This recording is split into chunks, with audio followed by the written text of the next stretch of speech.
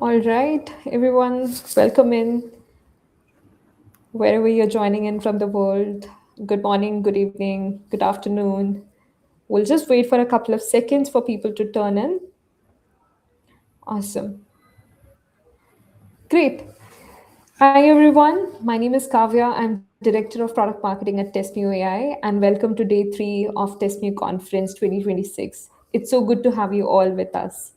So today we have, one of the keynote speakers with us who is basically going to speak about something which is super important.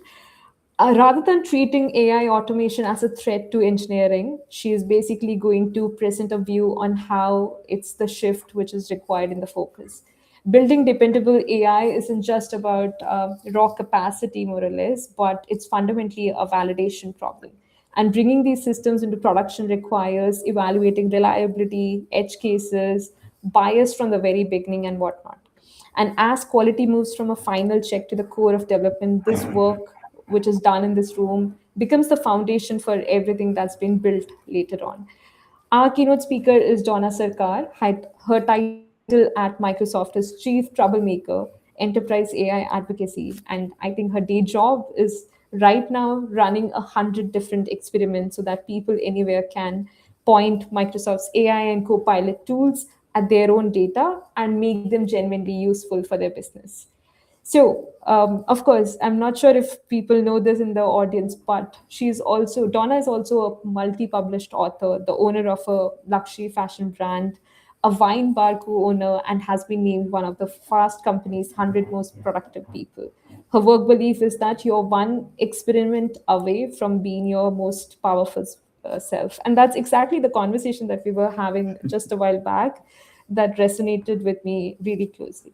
It's great to have you join us for this keynote, Donna. Over to you. Hey friends, thank you. Can you hear me okay? Because my internet connection is suddenly being very strange. If it drops, just tell me. I'll try to keep an eye on it and I'll switch to mobile hotspot. But it is such a joy to be here with you all. I love this organization. I love the work that Kavya and Sparsh and all of you do because it's a lot of work to put on this event, this 3-day event, chock full of really valuable, current, modern information to move this industry we're in called quality forward. Because again, what worked last year is not going to work this year just because the problems we have changed so much and the solutions we have may or may not work, right? So I want to share with you a set of slides based on what I've been thinking about lately and what I've been talking to my customers and my teams. So today we're going to talk about what it means to really live in the era of autonomous agents. I know this has been a big topic for a lot of us, and a lot of people are like, oh my God, autonomous agents, autonomous agents. But what does that really mean? Are we in the era of autonomous agents right now? And what does that mean for us as testers, as quality people? Look at that meta thing you're seeing. And Kavya, just let me know if you can see slides and I will start. Yes, all good. I think we can get All started. right, perfect. All right. So today we're going to talk about, will the real autonomous agent please stand up? Okay. So what does this mean? Let's look at the journey we've been on for a long time. So this is an article written in The Guardian in the UK. And I would like everyone to think about when this was written, okay? So the title is AI Can Write Just Like Me, Brace for the Robot Apocalypse, as in now AI is going to take all my writing jobs. Guess when this was written? How many of you think it was written this year, 2026? Who thinks it was written 2025? Who thinks 2024? 2023, 2022? And here's a killer. It was written 2019. 2019. We've been talking about the jobs apocalypse because of AI for 7 years. That is an insanely long time for us to fixate on this topic that's obviously like top of mind for us all. But I think we can all agree that robots are not exactly here to take our jobs, right? So for the last few years, all of us who worked at a company No, every company in the world suddenly wants to do AI. They were like, we need to do AI.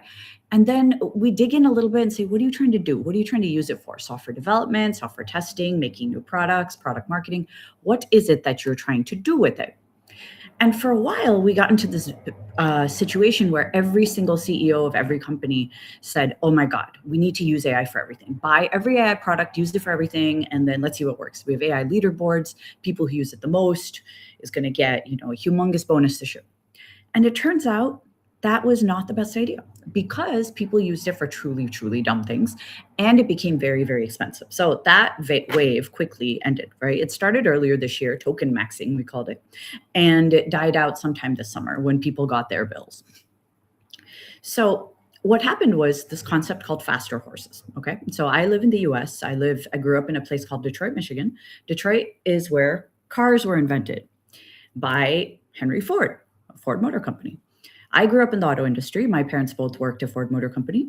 And it is a very common quote. It's written on the walls of Ford Motor Company that said, if I'd asked people what they wanted, they would have said faster horses. Okay, what does this mean? By the way, Henry Ford didn't actually say this. It's just a cool quote, but he did not say it. So what he was saying was that most people don't know what they want. They're just trying to innovate in a way that is doing the thing they're already doing right now, just faster. Okay. And that is very true in this era of AI. I've been at Microsoft now 22 years. My first project was Windows Vista. I'm sorry if any of you had to use it. And I will tell you, we have done a lot of faster horses exercises in software during my tenureship in software industry. And we've done a lot of reinventing things. Okay. So let me give you an example. A long time ago, I used to work on operating systems. And what we would do is we would write C++ code. It would compile for 36 hours in a lab.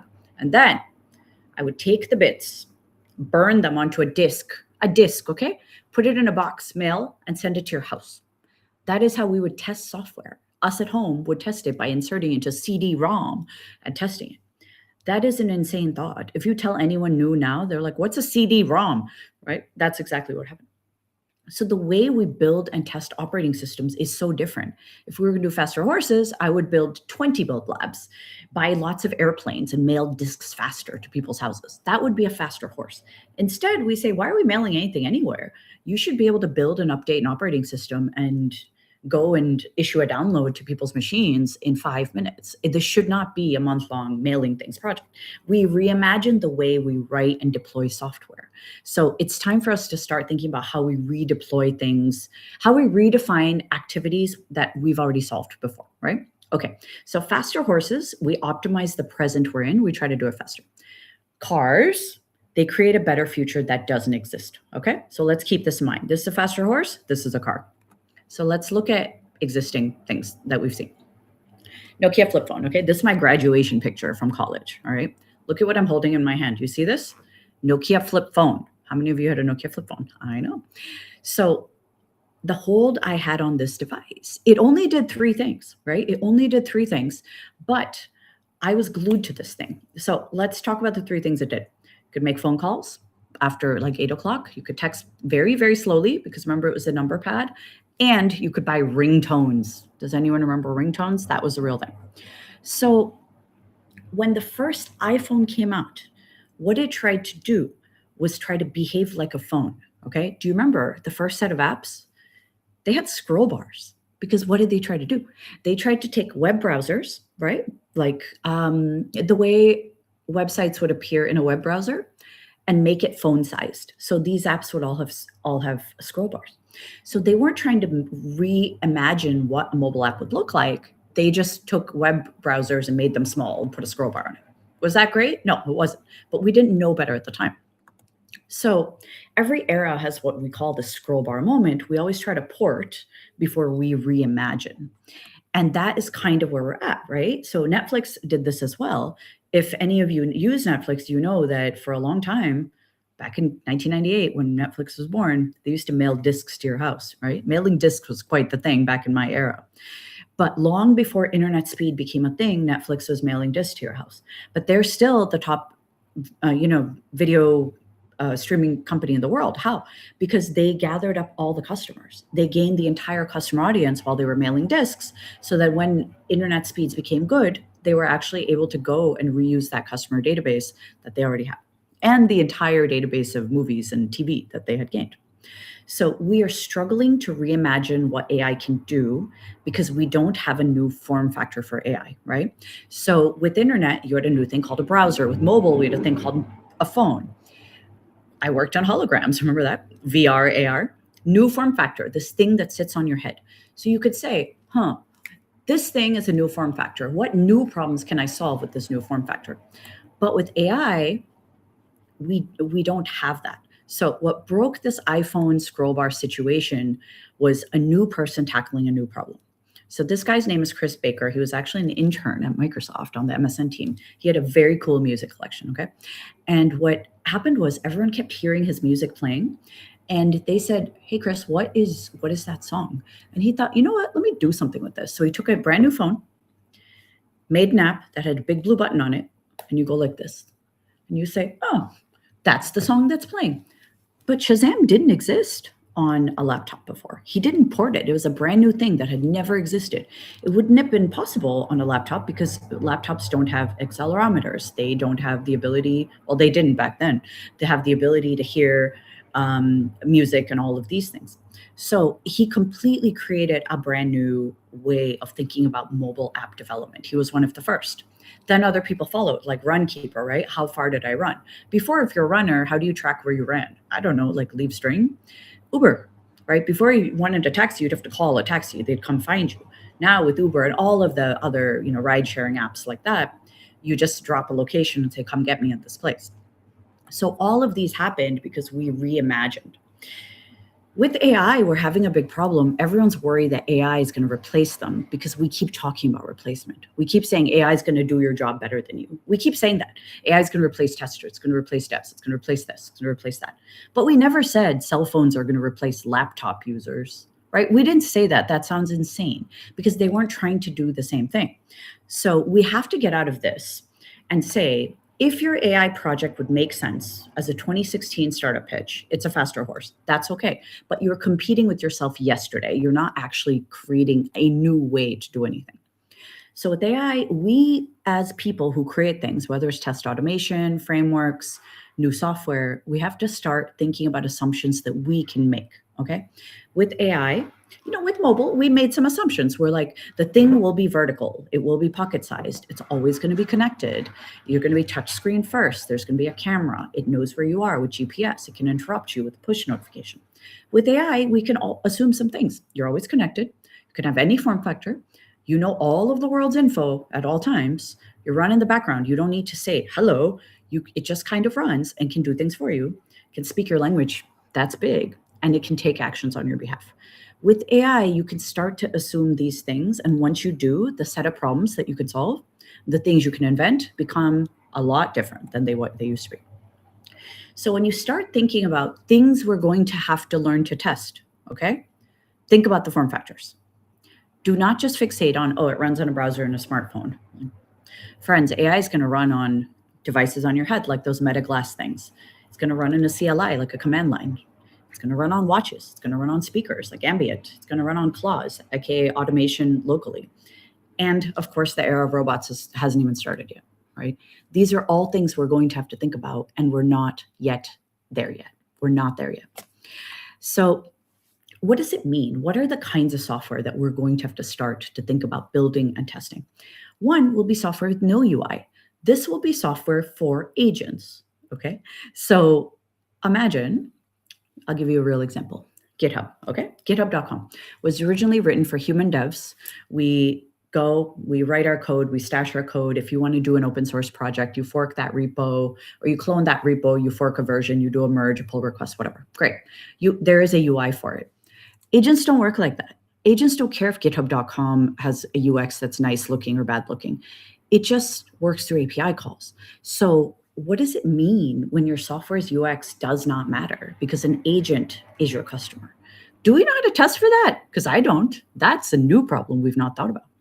Second one is an app can fork in a billion different ways, depends on who you are, right? You already see that where a lot of these AI apps, the history and the memory and the context it has on you compared to me, completely different. So we can both have the exact same AI product and have totally different experiences.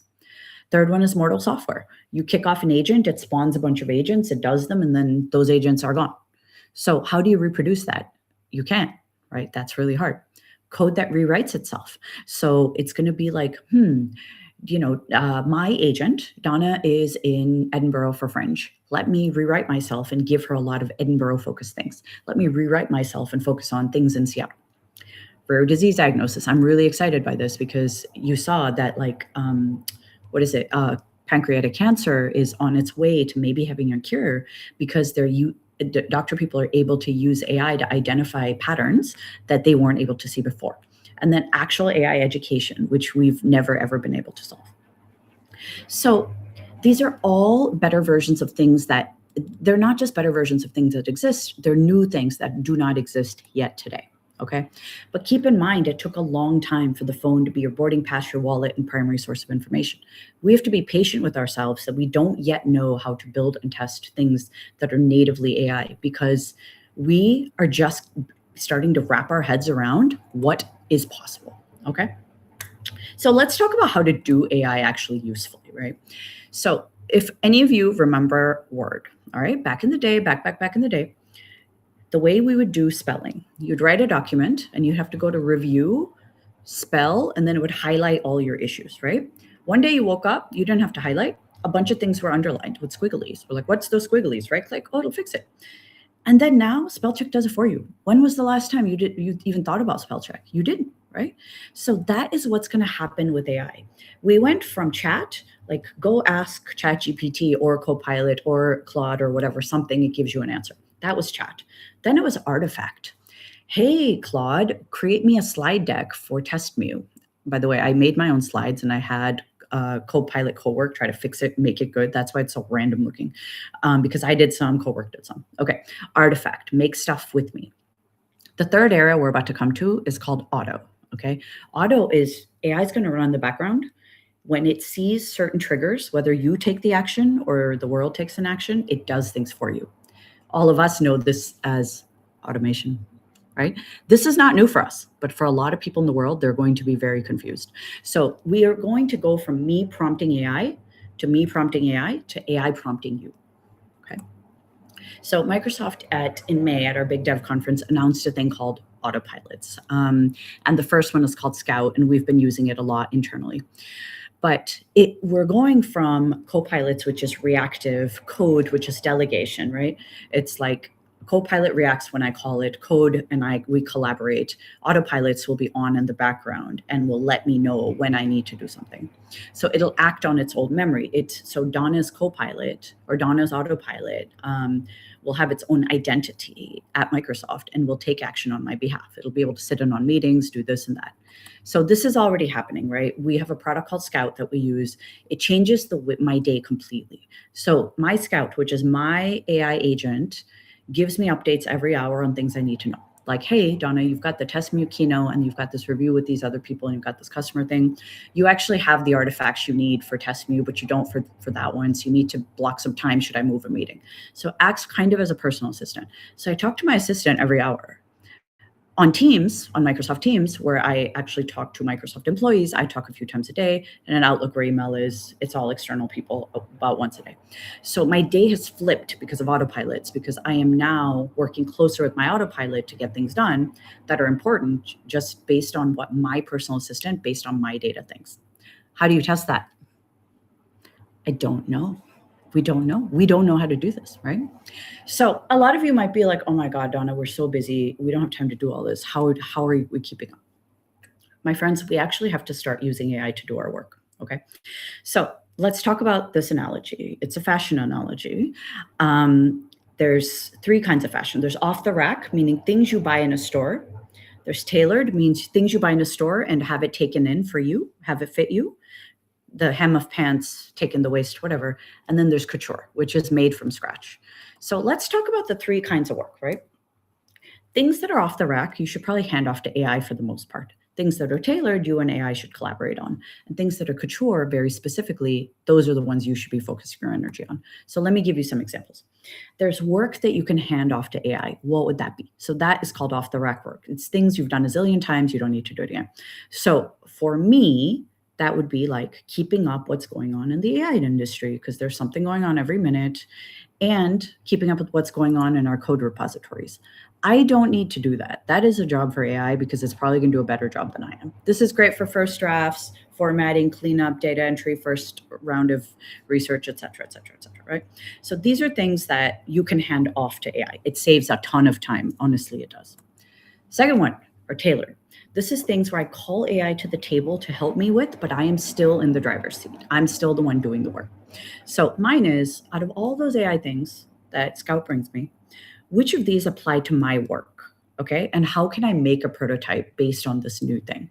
Do I have access to that repo? Do I have a license? Do I need a subscription? So once I do that, then I can say which of the code changes that have gone into Microsoft Codebase actually affect my work and what should I care about. So this is a matter of me taking AI's info and doing something with it, right? It still needs my attention, but I'm using AI to help me. And the third one is what I call the couture. This is the fun part. This is the work you need to do yourself. So this is like writing and delivering content, what I'm doing here today, coming up with brand new ways to test software, thinking of better ways to tell stories. This is all couture work I need to do myself.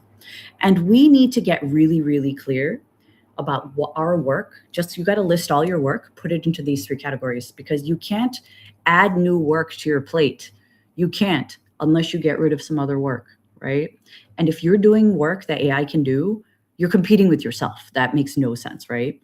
So we need AI to take some of your jobs. So spend some time, break your work into categories, hand off the rack, tailor the rest, hoard your couture. Do the couture part, because that is what makes you special, what makes you you.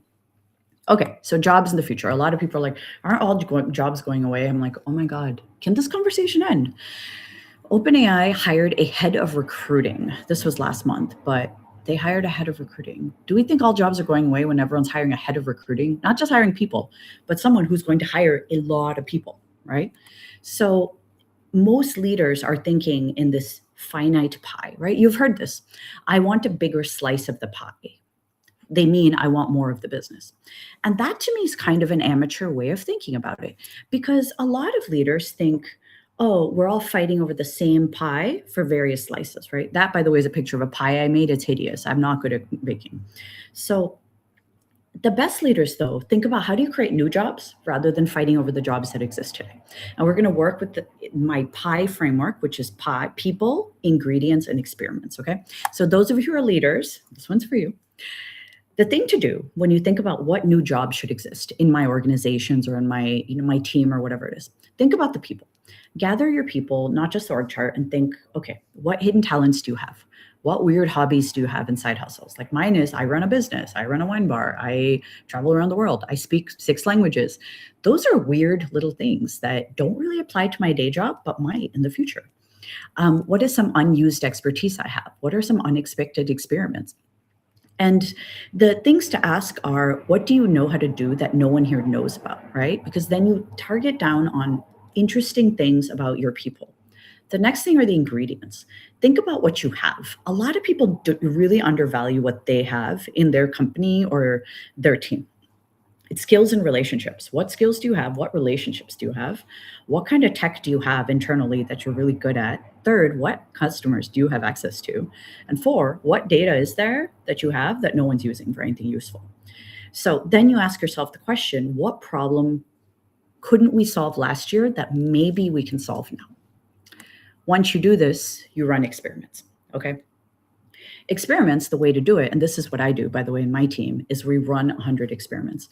We say, what would success look like for this experiment? What would we learn? What new capability would emerge? This is, you get your people together, you bring all of the ingredients to the table, and you come up with 100 experiments to do X, to use AI to do blah, to make software testing easier, to make product development better, whatever it is. But you would figure it out using this 30-day experiment framework, right? And again, when you run a whole bunch of experiments, you don't have to do 100. I would do like 10. Once you do this, then you realize, oh, wow, we weren't even thinking about some of these things, and some of them are major wins. That is actually the way to come up with new jobs, is to run a lot of experiments and say, you know, that worked. You're going to do that job now going forward. And suddenly you've got a new role and a new job. So what kinds of jobs does this create? So I'm going to give you some real jobs that have come in Microsoft and some of our customers as a result of this.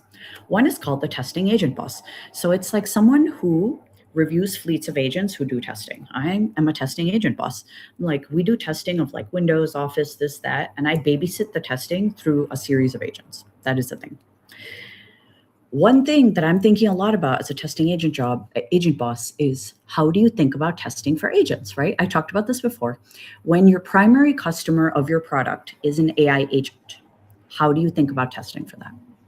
I don't know. I haven't been able to solve it, but I do think this is going to be a big topic for next year. Second one is a guardrail guru, someone who really thinks about setting limits, checking how much does this cost, how much is this, what can this agent do? They're good at instructions. They're really good at like security and that sort of thing. Third one's context captain. They say, let's make sure AI has the right data and the right info and then steered in the right way. The taste titan is similar, right? They say, this is a good design. This is a bad design. This is awful colors. This is good colors. This is a good way to talk about it. This is a bad way to talk about it. They're enough of an expert that they can steer and guide. Experience director is, what does the flow of this look like, right? How do people discover it? How do people navigate through? How do people exit? How do they feel good? And then the intent translator. This is like, what are some goals and how do you actually tell AI to do it? Because again, if you feed AI a bunch of human nonsense, it's going to come up with nonsense.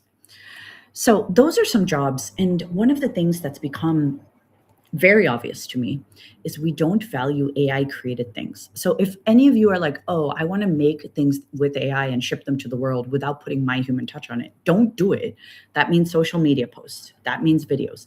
Because we have a large quantity of stuff now, but a lot of it is kind of terrible because it's all AI generated and there's no human taste or experience attached to it. So I believe we're headed toward a place where human created, it's going to have a premium price tag, human curated will be valuable, and AI led will be met. Like, for example, if I had AI Dona come present this to you, something robotic and valuable, but kind of boring, you wouldn't like it as much, right? You wouldn't, that's not what 𝐃𝐲 and them want. So it's me. So there's always homework. And there's 2 sets of homework. We're going to finish just on time. The homework solo. Okay. Think about your work, list it. It almost helps to list it. Go through your calendar, list all your work and say, can I hand off some of these to AI, 1/3? Can I have AI come and help me with the other 1/3?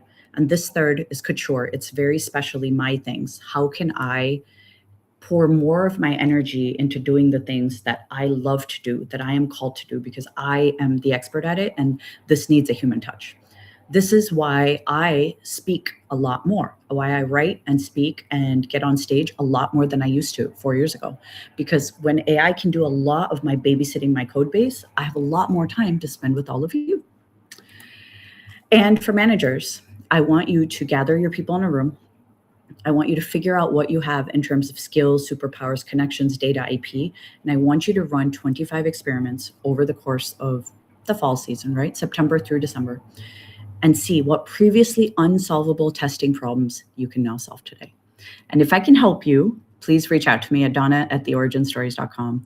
I help companies all over the world exactly this. And I will tell you, most of the time, they have all of the ingredients they need. It's just a mindset shift. But all of us, we're in this beautiful era together where we don't know for certain what's going to happen in the next 12 months, but we know for sure that we have all of the ingredients to figure it out. Thank you very much.